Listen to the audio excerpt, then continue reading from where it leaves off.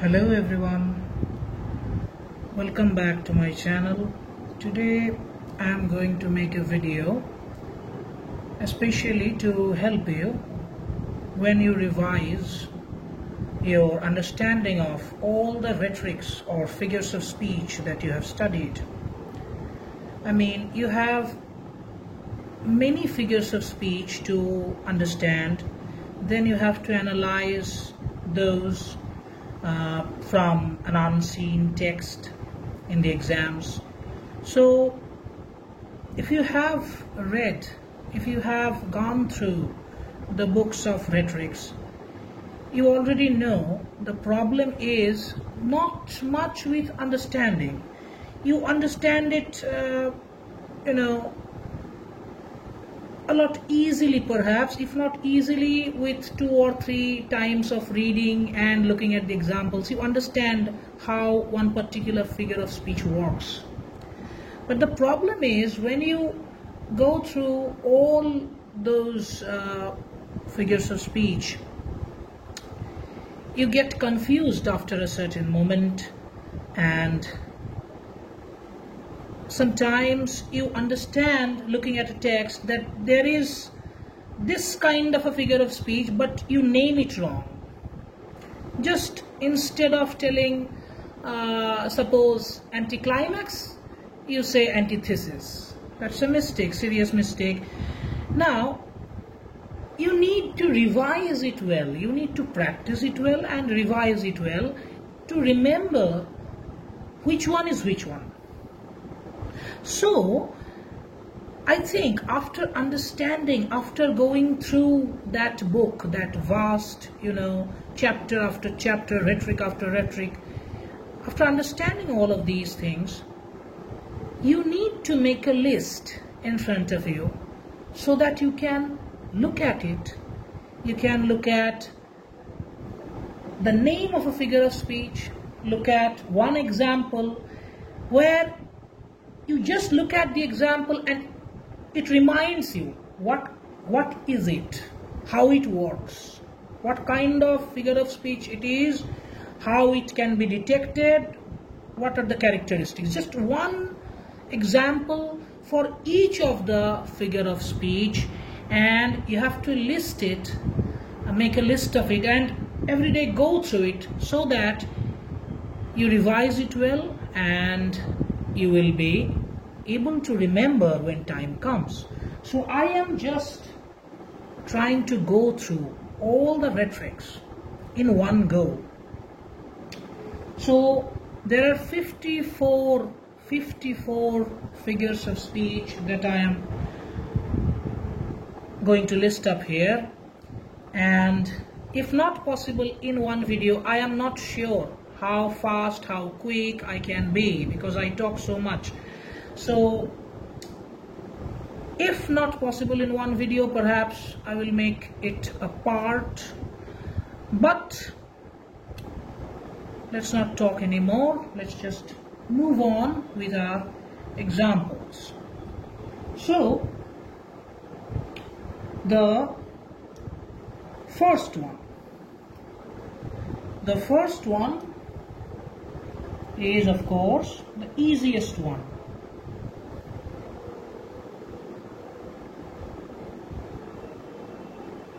Rhetoric in a nutshell. Because we are trying to make a shortcut out of it. We have read, we have understood. Now we are going to make a shortcut, so that in front of us there will be 54 names, 54 figures of speech, and every one of them will have one example underlined, pointed out, how to detect it, how to detect a figure of speech from looking at a text.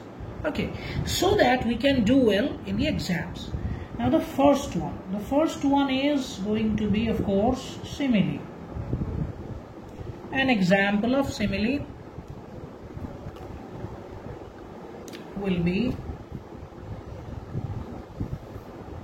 this one from Wordsworth. I wandered lonely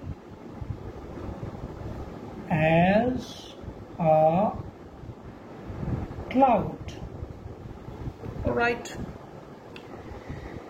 How do we detect it? A and B is compared. Sign of comparison, point of comparison, both are present. A and B, I and cloud. These two are being compared. Sign of comparison as, point of comparison, loneliness. All four are there. This is a simile. That's how we detect it. Next one. Metaphor. Now this is a very tricky one because it seems easy at first, but we all know when detecting metaphors from texts, we all make mistakes sometimes because it hides so well. It lurks in between the lines. Sometimes we don't see it, even though it's in front of us. So, America is a melting pot.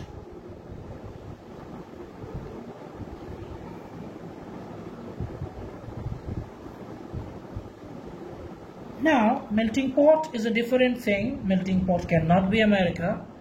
So, it is being said that America is a melting pot, but actually, it is being compared to a melting pot. Dissimilar things being compared, point of comparison not told, sign of comparison not told. Sometimes, even both parties are not mentioned. Metaphor is tricky. Sometimes even both of the terms that are being compared to each other, both of them are not mentioned. Sometimes just one is mentioned, the other is not. Now the next one, mixed metaphor. Mixed metaphor is when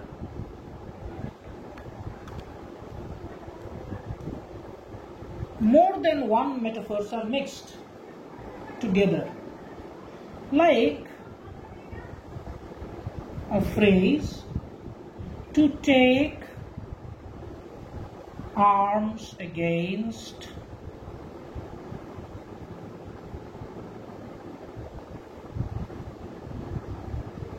a sea of troubles.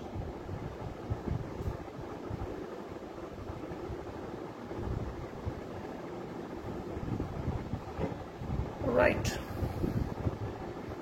So, to take arms against a sea of troubles. Now here arms, the arms do not mean arms. This is metaphorically said.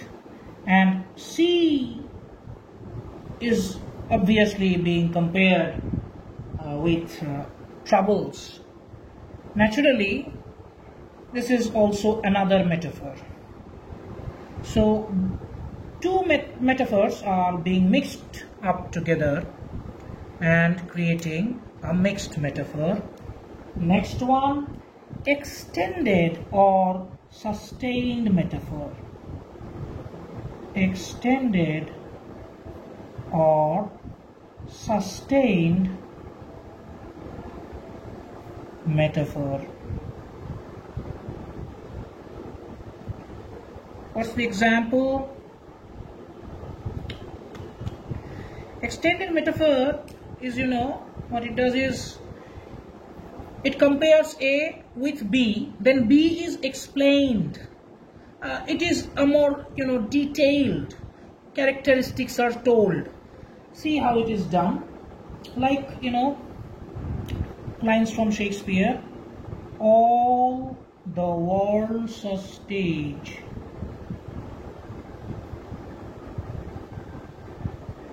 Good. All the world's a stage. So, world is being implicitly compared to a stage. Good. But now stage and this comparison, this whole comparison is being explained point after point in detail. All the world's a stage and all the men and women merely players.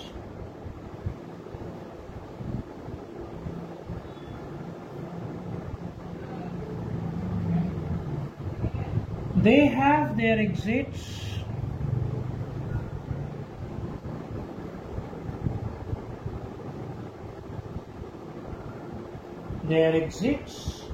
and their entrances.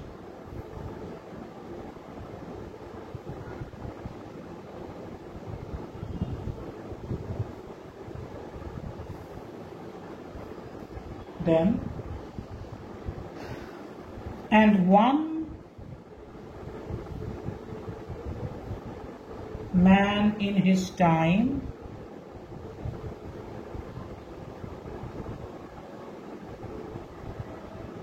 plays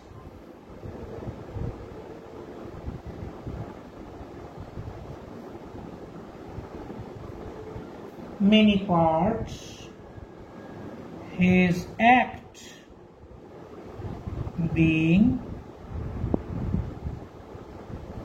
7 ages.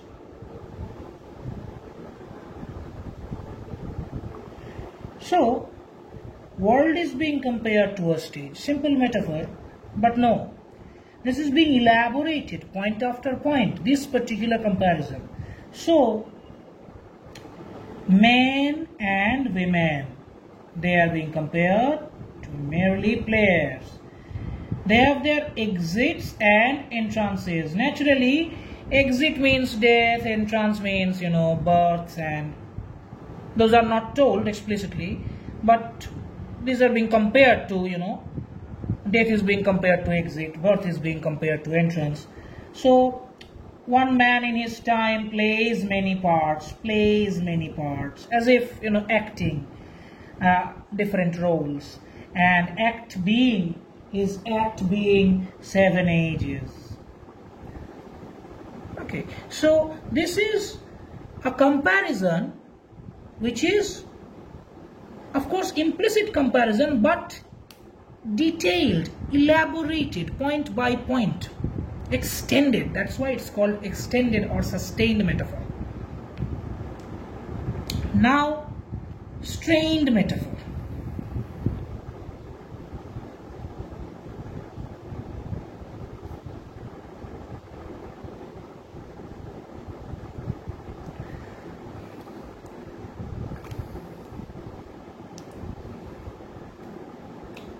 Strained metaphor, let's take a line from Macbeth. Here lay Duncan, his silver skin,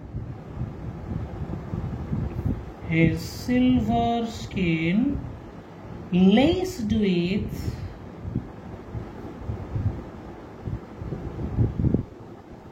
his golden blood.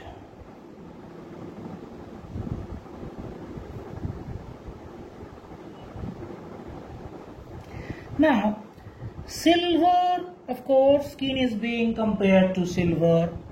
Fine, that is simple metaphor.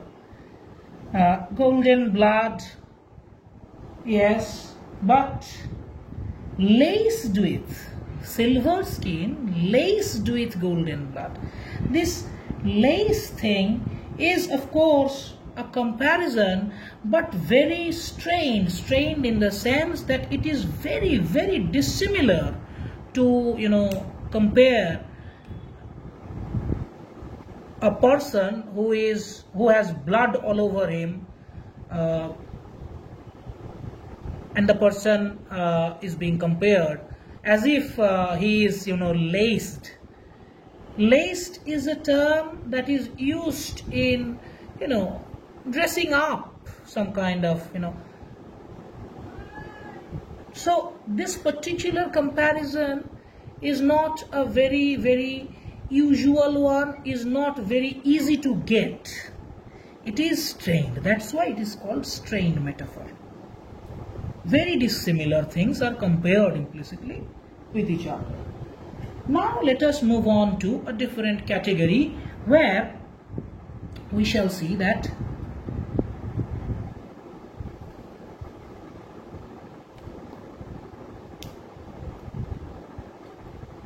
there are figures of speeches such as metonymy, the first one.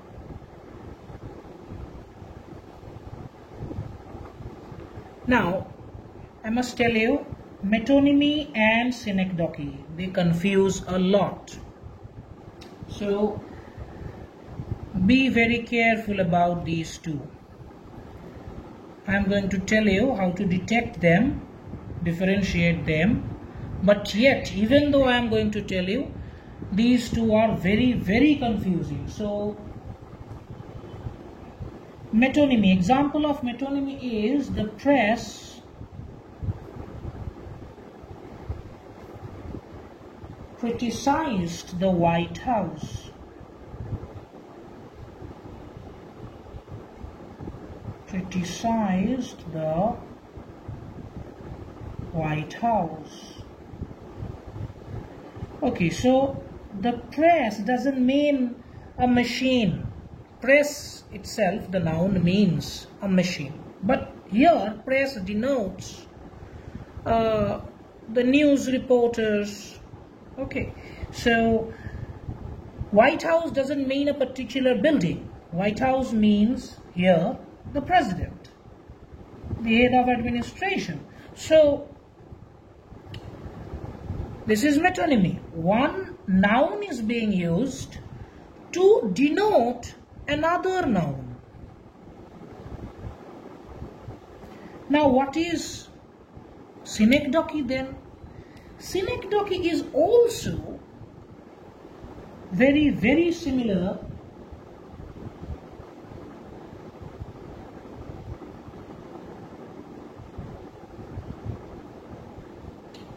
like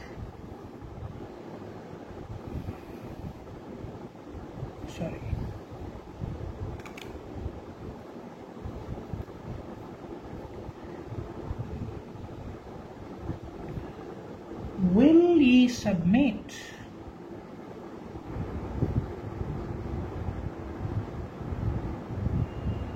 your necks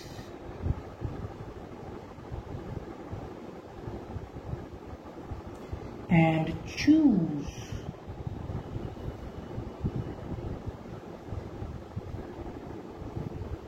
to bend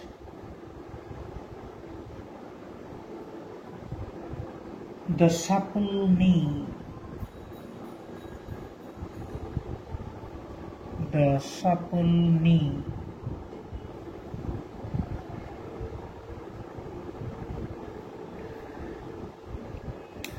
Now here you see neck and knee, they are not just neck and knee. They represent the whole person, and they represent the person's right to stand upright. That means, to submit your neck and to bend the supple knee means to accept defeat, to submit yourself as a whole, as a person. Now, neck and knee, if you try to detach the concept of neck and knee from the concept of a whole body, a person, then the person cannot remain a person. The concept of person is incomplete without neck and knee. So they are detachable. I mean, a noun is replacing another noun, but those two nouns are detachable ideas. On the other hand, in case of metonymy, you had a noun replacing another noun, but those are not detachable concepts.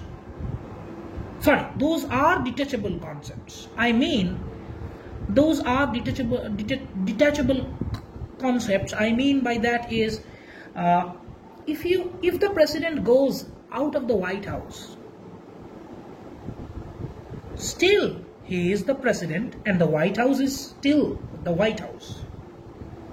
They are, they can live apart from each other without, losing the essence of the terms.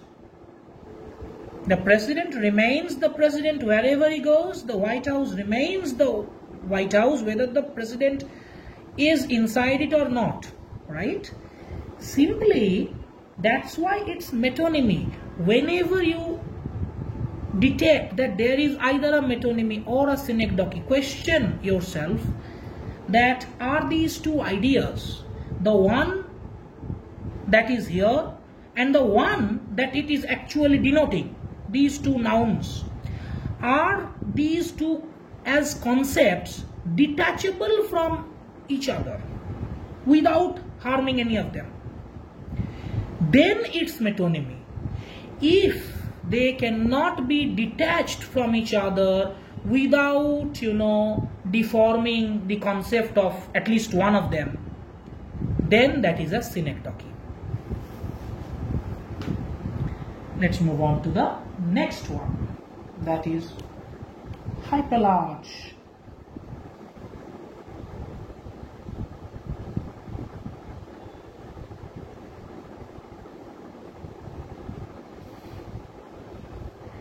Or transferred epithet.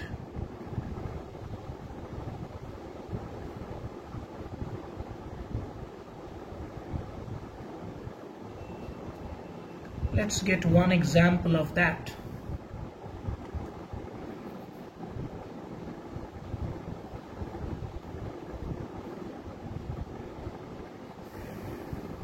Let's take a line from Wilfred Owen.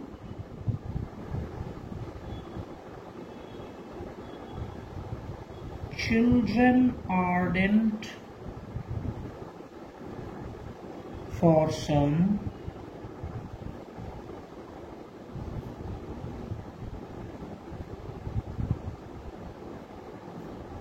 desperate glory. Now, this desperate is an adjective. Glory is a noun. Can glory be desperate? Our grammatical sense says no.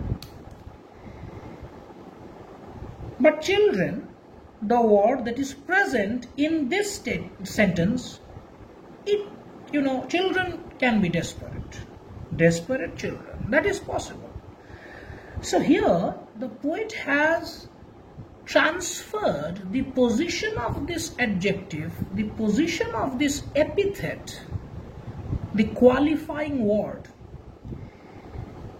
and instead of positioning it in front of the noun it actually qualifies, he has positioned it in front of a different noun to give a different effect, of course. This is, the position is transferred, so this is transferred epithet. Moving on to the next one, that is allusion.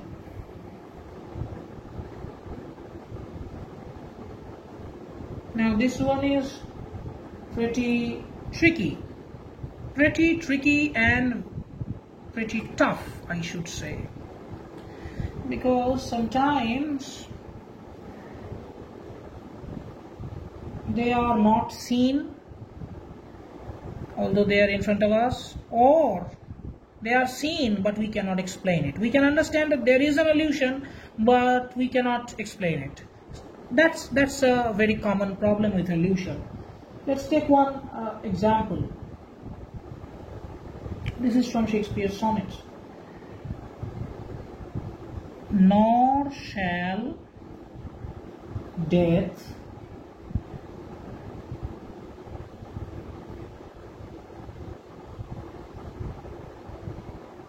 brag thou wanderest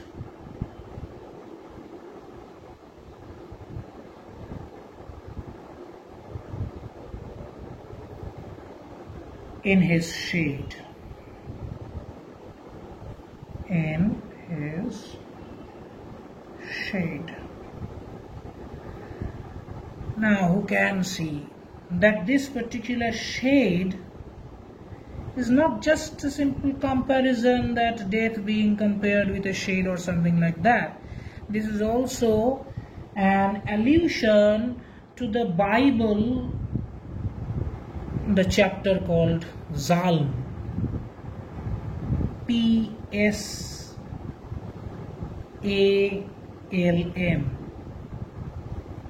Psalm 23. Now, who knows that? So this is an allusion. Allusion means indirectly pointing at some knowledge that is outside the text. Okay. Moving on to the next one.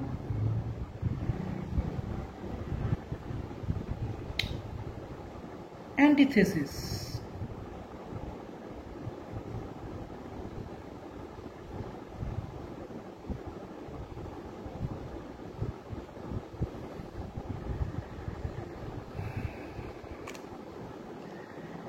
Antithesis is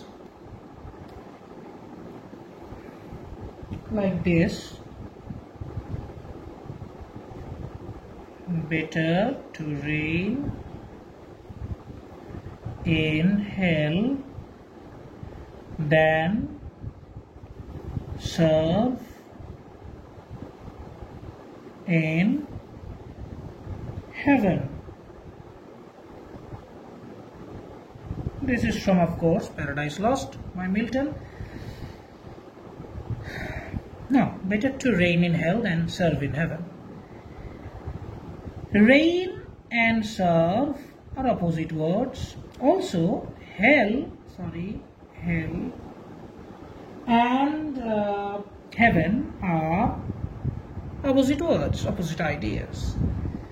Now, reign in hell says something, and the exact opposite is being denied here, than serve in heaven. So, better to do this. If you say better to reign in hell, full stop, that idea is complete. But it feels that conveys what you want to say, that better to reign in hell. Hell is enough for you. But even though it conveys the idea, it feels that it is not as strong, as it is not very emphatic. It is not very complete. It doesn't sound so strong. So what you do is you say the counterpart. That means hell's opposite is heaven, reign's opposite is serve. So you say that better to reign in hell as opposed to the exact opposite, serve in heaven. So you balance it. There is a conjunction in between, and if you look at it, the two parts, reign in hell, serve in heaven, they are well balanced. It feels complete. It feels an emphatic expression. That's what antithesis does. So antithesis is, here is your thesis, the first part, that is complete in itself, but it feels lack of emphasis, and that's why to emphasize, to make the expression emphatic, you add the antithesis, the opposite of the, thesis, and cross it out. That means better to reign in hell, the thesis, and thesis's opposite is hell's opposite heaven, and reign's opposite is serve. So cross it out. Ban serve in heaven. It feels well balanced, it feels complete, it feels emphatic. That's what antithesis does. Do not confuse it with the next figures of speeches that are coming, such as epigram.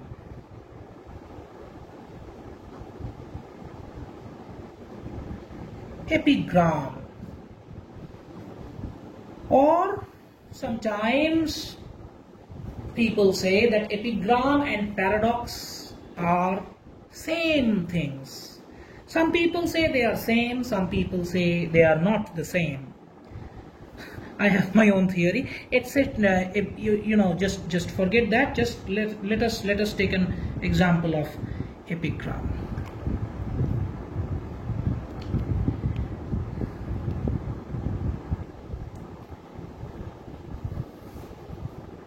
Speech was given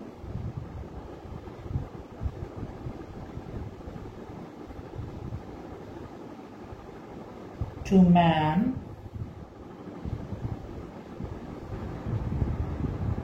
to conceal his thoughts.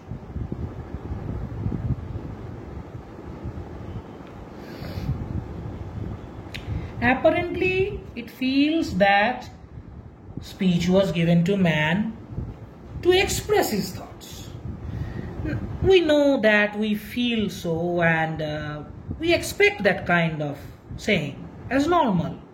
But when someone says, that to conceal his thoughts, we think that this is completely absurd. This is completely opposite of what we expect it to be. Speech means expression of thoughts, not concealment of thoughts.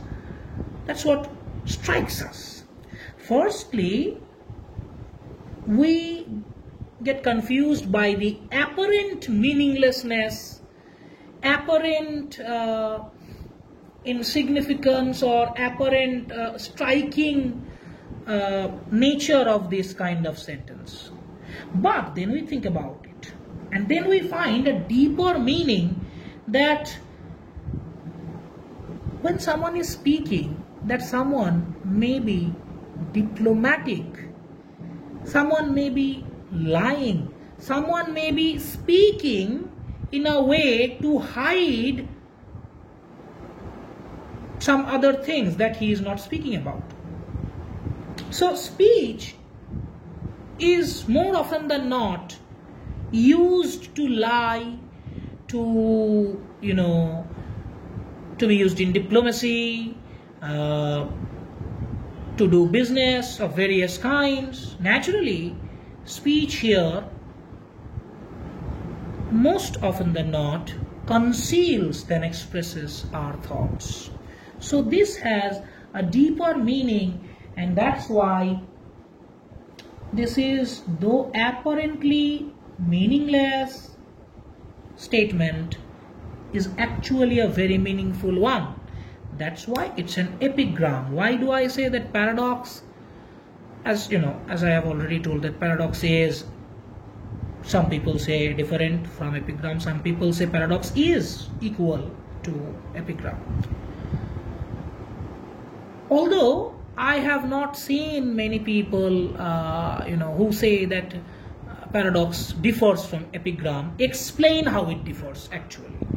So what I have gained from my reading, my understanding, and my observation of the word being used, that something is paradoxical in that way, when it is said, I thought that I think that paradox is, of course, apparently meaningless, but then you look at it closely and you find no philosophy, hidden truth underneath it. You just see that two opposite ideas that cannot be merged together, should not be merged together, are being merged. as if it is normal. So in case of epigram, you find a deeper meaning underneath the apparent meaninglessness. In case of paradox, I think that when we don't find that meaning, that is paradoxical. Suppose he is saying something, some moral teaching, but not following his own sense of morality, then we say that his character is paradoxical. He said so, but he is acting the opposite, right? So in that sense, I say that paradox is when there is no hidden meaning, but epigram is when there is a hidden meaning, a hidden truth, a philosophy. Oxymoron, the next figure of speech.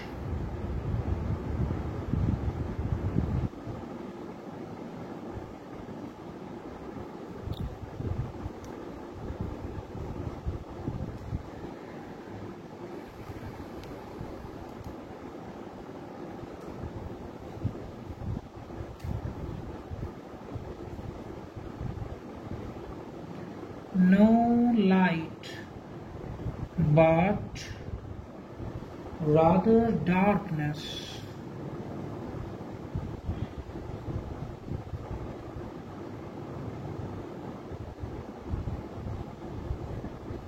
Visible.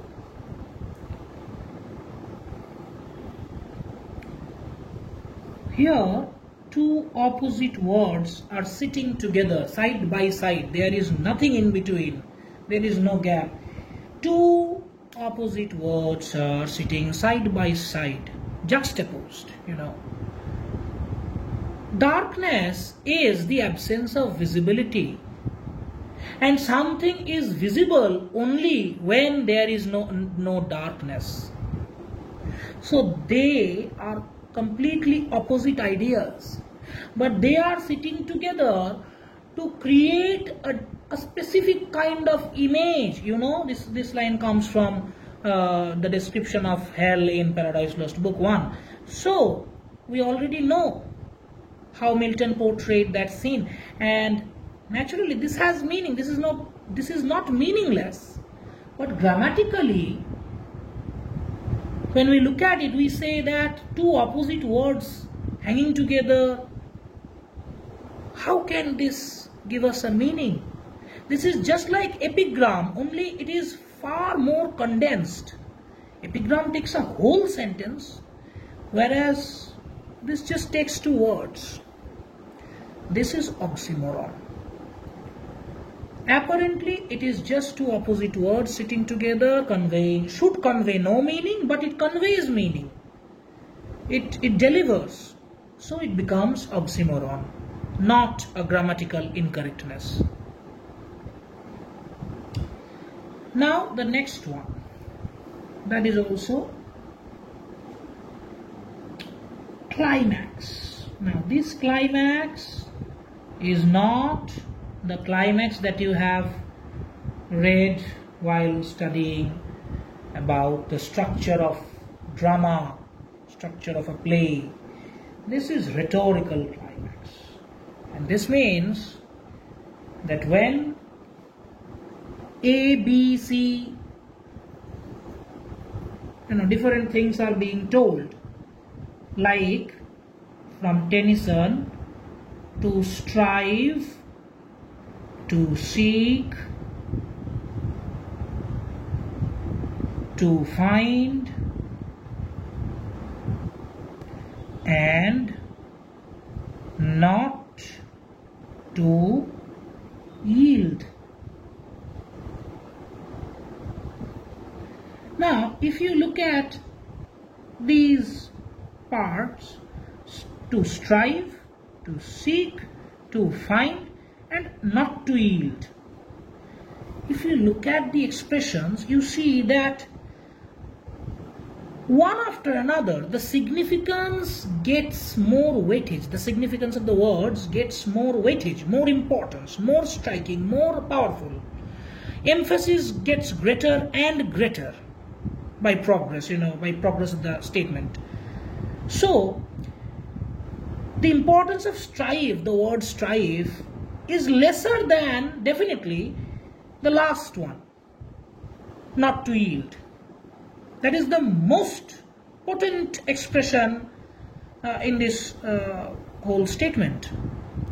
So the significance gets greater from strive to seek, then to find, then not to yield.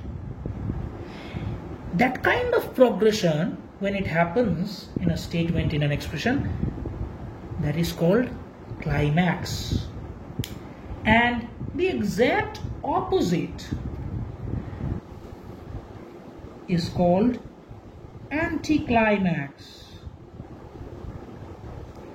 When you are told of things A, B, C, D, but the first A, B, C perhaps are very serious, but the last one is definitely not serious. Just like this one example from Alexander Pope's Rape of the Lock. Not louder shrieks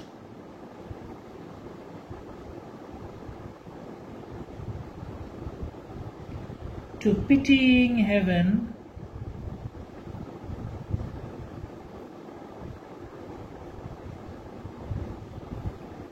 are cast when husbands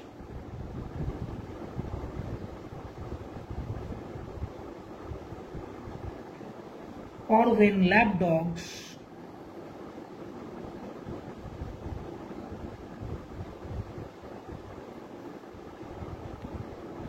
breathe their lust.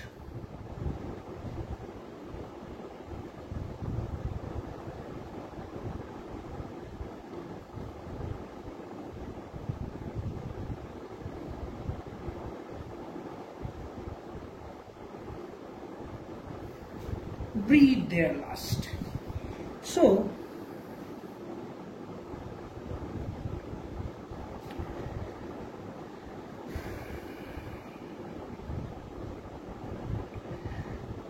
not louder shrieks to pitying heaven are cast when husbands or when lapdogs breathe their lust. Now, husbands, lapdogs. Pope says that nobody cries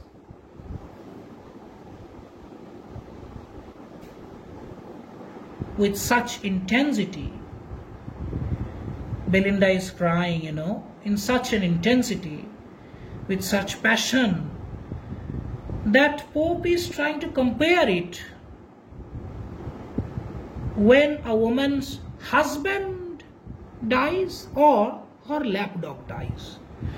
This one is very important or significant or serious, and this one compared to this one is a very, gives us a very comic effect. That's what anticlimax does. So when husbands or when lapdogs breathe their last, they are sitting together in a progression where the serious things are told first and then the non-serious things are mentioned. That is anticlimax. Let's stop this video here and I'll continue in my next video, the next ones. Okay. Like, share and subscribe if you like it.